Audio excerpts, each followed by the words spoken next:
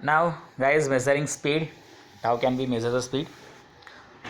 Having learned how to measure time and distance, you can calculate the speed of an object. Now, let us find the speed of a ball moving with along the ground. तो आपको क्या करना है कि आपको एक line बना देनी है ग्राउंड के ऊपर चॉक पाउडर से, और फिर नियरली 2 मीटर 1 से 2 मीटर अवे आपको खड़ा रहना है। वहाँ से आपको बॉल को धीरे से फेंकना है और वो बॉल जो है वो लाइन को क्रॉस करे या टच करे तब तक का आपको टाइमिंग देख लेना है। ठीक है, आपके पास डिस्टेंस पता है 1 या 2 मीटर जो भी आपने लिया होगा, और बॉल को वहाँ तक पहुँचने का जो टाइम मिलता है वो आपने नोट डाउन कर लिया होगा। अब आपके पास दोनों चीज़ हैं तो you can find the speed distance upon time से।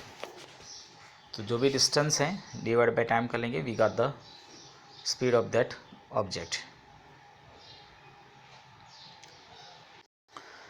In the same way, you can compare your speed of walking or cycling with that of your friends, and you need to know the distance of the school from your home or from some other point, and each one of you can then measure the time taken to cover the distance and calculate your speed. तो अगर आपको कोई distance पता है तो उसके लिए आप टाइमिंग देख लो वहाँ तक पहुँचने का, and then you can find the distance upon time, और वो रहेगा आपका speed.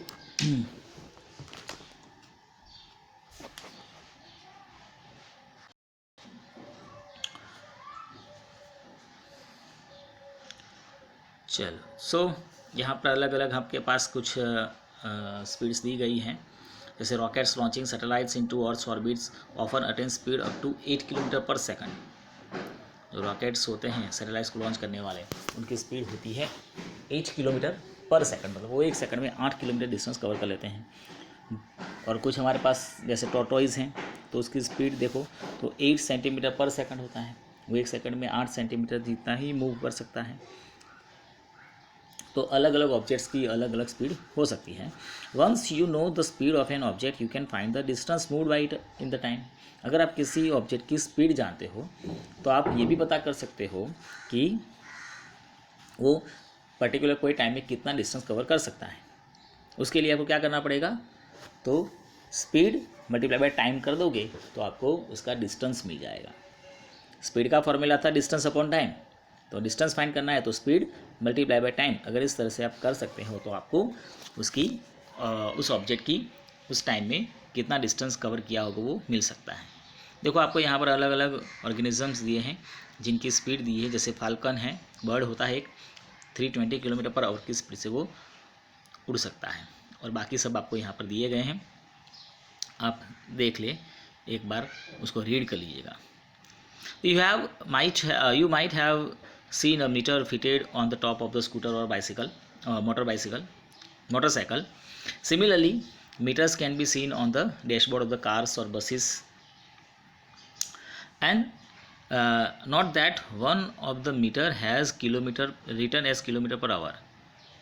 This is called speedometer. तो अगर आप देखो यहाँ पर तो इस तरह से आपको डैशबोर्ड के अंदर आपको इस तरह का स्ट्रक्चर देखने को मिलता है, उसको हम कहते हैं स्पीडोमीटर।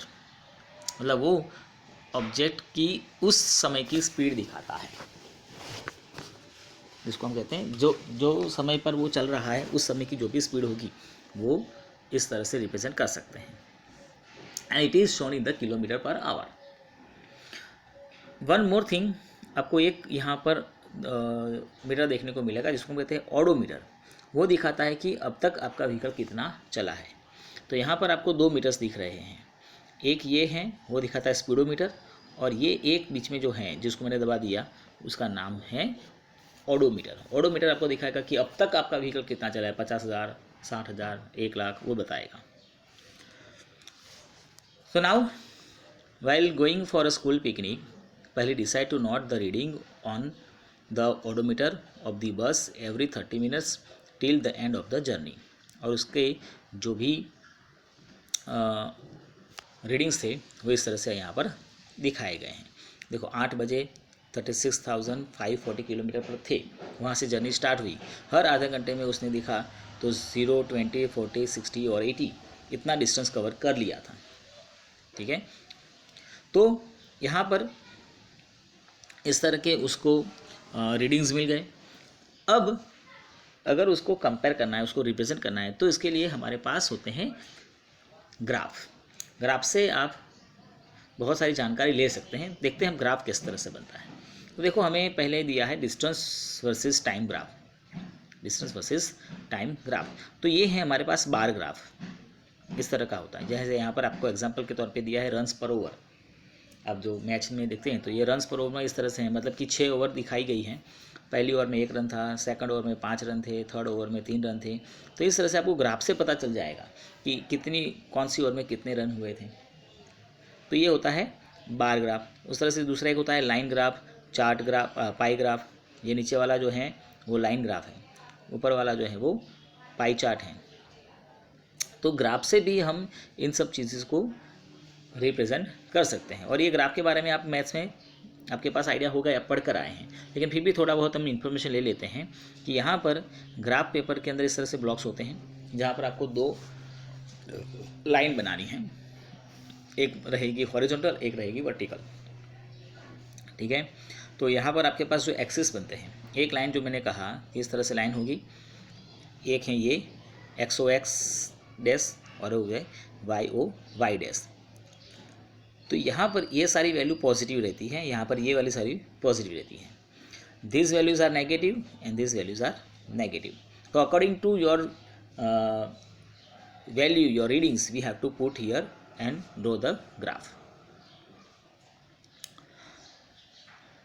तो देखो, जैसे यहाँ पर है आपके पास कोई एक व्हीकल है, motor, motion of the car. तो 1 minute, 2 minute, 3 minute, 4 minute, 5 minute, और उसने जो डिस्टेंस कवर किया है वो किलोमीटर में इस तरह से आपको दिया गया है। और ये वैल्यूज़ अगर आपको ग्राफ के प्लॉट करनी है तो किस तरह से करेंगे, how can we represent it on the graph. तो सिंपल है दोस्तों, क्या करना है, तो जिस तरह से यहाँ पर आपको दिखाया गया है कि आपने एक ग्राफ पेपर ले लिया, उसके ऊपर अब ये जो आप देख रहे हो ग्राफ, ये वाला पोर्शन, तो ये था आपका ग्राफ पेपर। याद करें, हमने कहा था कि इस तरह का होता है। अब सारी वैल्यू, डिस्टेंस भी और टाइम भी पॉजिटिव रहेगा, तो हम इसी को रिप्रेजेंट करते हैं। सिर्फ यही वाला पोर्शन हमने लिया, ये सारा पोर्शन हमने नहीं दिखाया है। ठीक है, तो इस तरह से देखो, ये 0 है, 0 से ऊपर ये सारी वैल्यूज़ रहेगी, ये पॉजिटिव्स, ये सारी वैल्यू पॉजिटिव और ये सारी वैल्यू पॉजिटिव। तो यहाँ पर हमने इस तरह का ग्राफ नहीं लिया, ये सब चीज़ें दिखाई नहीं हैं। ठीक है, तो जो काम की चीज़ होगी वही हम लेंगे। तो डिस्टेंस हमने लिया है यहाँ पर y के ऊपर और टाइम लिया हमने x एक्सिस के ऊपर। तो ऑलवेज डिपेंडेंट वैल्यू जो होती है हम उसको हम देते हैं y एक्सिस के ऊपर, और जो इंडिपेंडेंस वैल्यू होती है उसको हम देते हैं x एक्सिस के ऊपर। डिपेंडेंस मतलब जैसे डिस्टेंस जो टाइम के ऊपर डिपेंड होता है, टाइम तो अपनी तरह से चलेगा ही चलेगा, वो ऑब्जेक्ट डिस्टेंस कवर करे या ना करे, टाइम नहीं रुकेगा। तो टाइम जो है वो इंडिपेंडेंट वैल्यू है, तो उसको हम लेते हैं एक्सिस के ऊपर। हमने यहाँ पर जो स्केल्स लिए हैं इसको हम बोलते हैं स्केल, 0, 1, 2, 3। आपने अगर ग्राफ देखा हो तो उसके अंदर जो 2 ब्लॉक्स का जो डिस्टेंस होता है उसके बीच, मतलब एक ब्लॉक जो होता है वो 1 सेंटीमीटर का होता है। तो आप यहाँ पर क्या लेंगे, 1 centimetre is equal to 1 minute, और ऊपर y के लिए 1 centimetre is equal to 1 kilometre. तो स्केल इस तरह से लेना है, ध्यान रखें। और फिर अब स्केल इसी तरह से लिया जाएगा ऐसा जरूरी नहीं है, अकॉर्डिंग टू योर वैल्यूज़। यहाँ पर हमारे पास 1, 2, 3, 4, 5 है। सपोज मेरे पास 10, 20, 30, 40, 50 होता, या 100, 200, 300, 400, 500 होता, तो फिर मैं हर जगह पर से 0, 1, 2, 3, 4, 5 नहीं ले सकता हूँ। ठीक है, जितनी वैल्यूज़ बढ़ती जाएगी, यहाँ पर जो 1 सेंटीमीटर इक्वल टू 1 किलोमीटर है वो बढ़ता जाएगा। मैं 10 भी ले सकता हूँ, मैं 50 भी ले सकता हूँ, मैं 25 भी ले सकता हूँ, 100 भी ले सकता हूँ। तो क्या करना है, आपको देखना है कि टाइम या जो डिस्टेंस है वो कितना दिया है, कोई वैल्यूज़ जो है वो कितनी है। अगर वैल्यूज़ बड़ी हैं तो ये जो स्केल्स बोलते हैं हम उसको, वो भी बढ़ा देना है।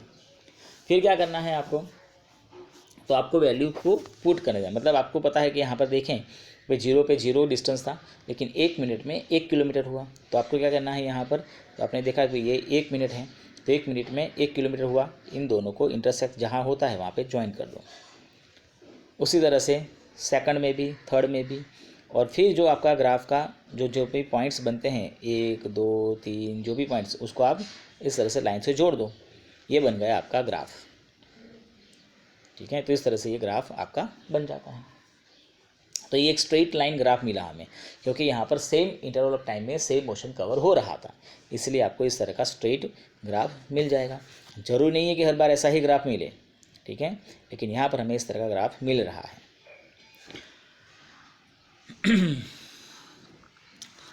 तो आप ग्राफ से ये भी फाइंड कर सकते हो कि ऑब्जेक्ट ने कोई डिस्टेंस पे कितना ट्रैवलिंग किया था।